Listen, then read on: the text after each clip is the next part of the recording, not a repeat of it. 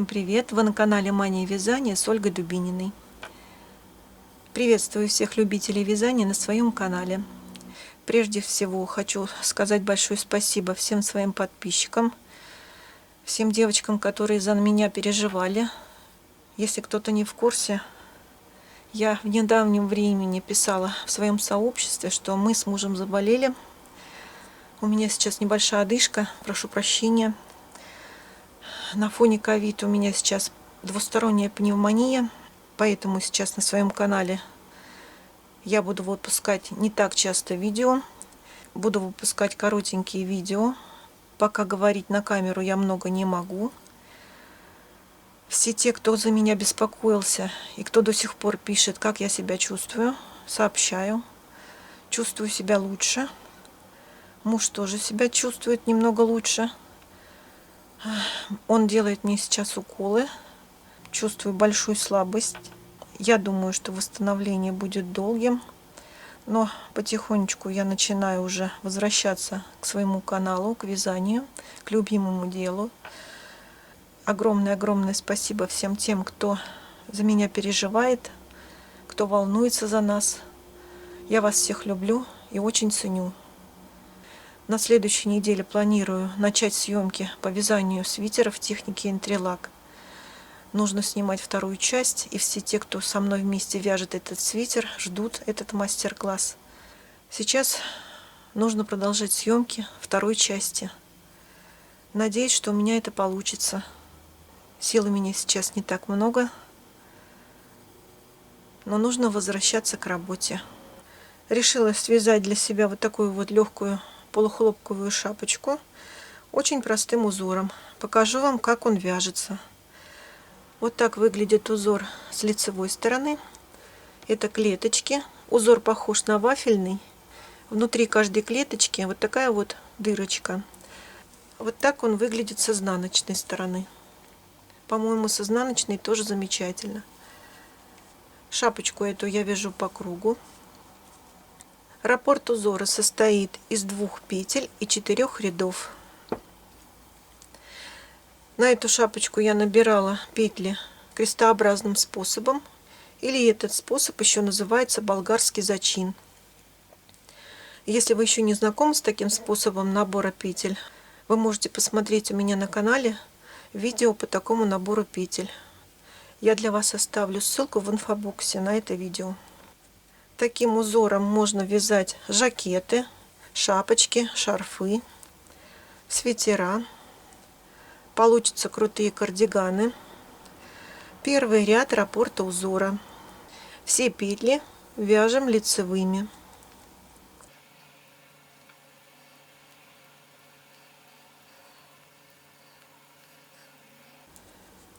Девочки, я сейчас извиняюсь, что перед вами я сейчас не появляюсь в кадре.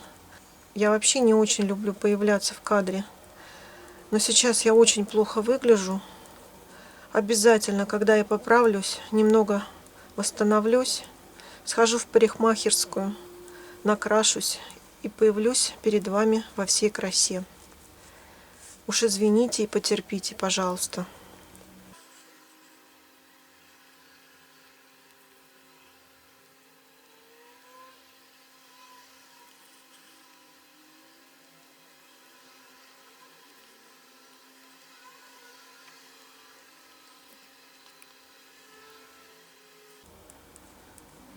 Итак, я довязываю круговой ряд, вязала все лицевые петли. Начинаем второй ряд раппорта узора. При круговом вязании второй ряд вяжется все петли изнаночными. При поворотном вязании все петли вяжем лицевыми. Итак, вяжем второй ряд, изнаночные петли.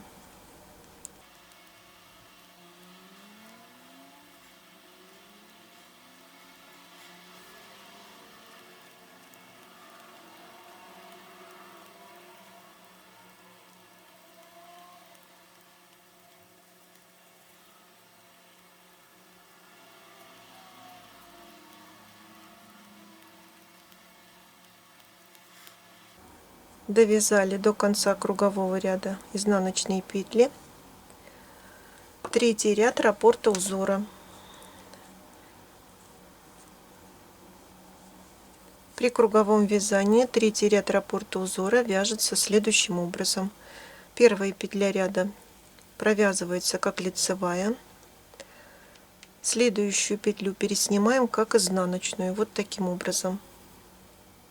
Нить остается перед работой. Следующую петлю провязываем лицевой. Далее снимаем петлю как изнаночную. Нить остается перед работой. И таким образом вяжем до конца кругового ряда.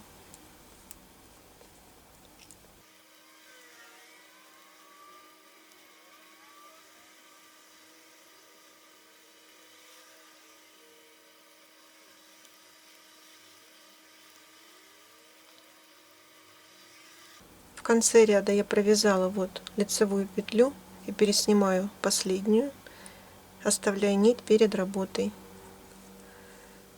Теперь вяжу четвертый ряд раппорта узора. Четвертый ряд раппорта узора при круговом вязании вяжется так же, как третий ряд. Точно так же. Первую петлю провязываем лицевой, следующую петлю переснимаем нить перед работой. И таким образом продолжаем вязать до конца ряда.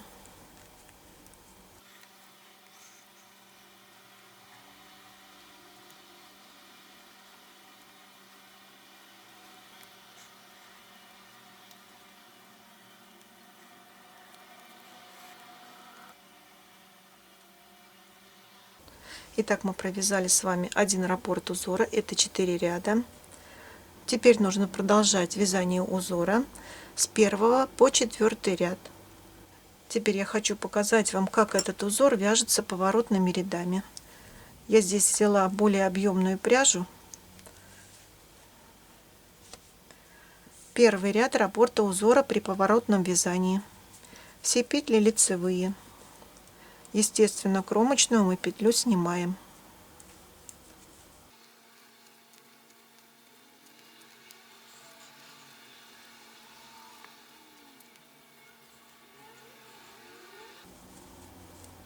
Кромочную в конце ряда я провязываю изнаночной, разворачиваю вязание на изнаночную сторону.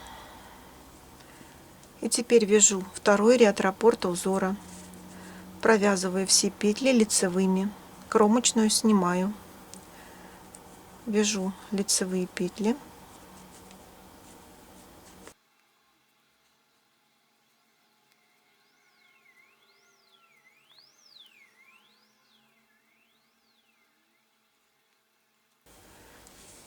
разворачиваем вязание.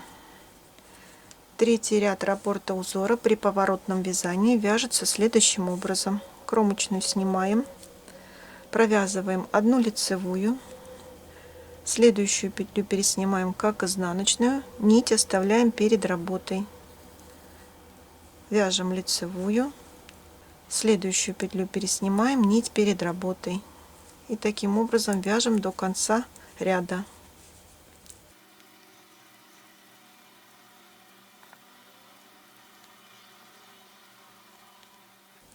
Кромочную провязываем изнаночной в конце ряда, разворачиваем на изнаночную сторону, вяжем четвертый ряд раппорта узора, кромочную снимаем. Вот эту петлю, которую мы в предыдущем ряду переснимали, оставляя нить перед работой, тоже переснимаем, но при этом оставляем нить за работой. Вяжем следующую петлю изнаночной. Далее переснимаем петлю, оставляя нить за работой, изнаночная, переснимаем петлю, нить за работой, изнаночная, переснимаем петлю, и таким образом вяжем до конца ряда.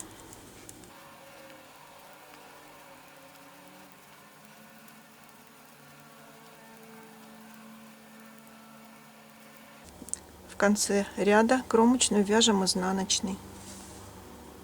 Итак, мы провязали 4 ряда. Это раппорт узора. Теперь нужно продолжать вязание, начиная с 1 по 4 ряд, на ту высоту, которую необходимо связать. Я в будущем планирую применить такой узор при вязании свитера или кардигана. Если узор вам понравился, ставьте лайк. Спасибо за внимание. До новых видео.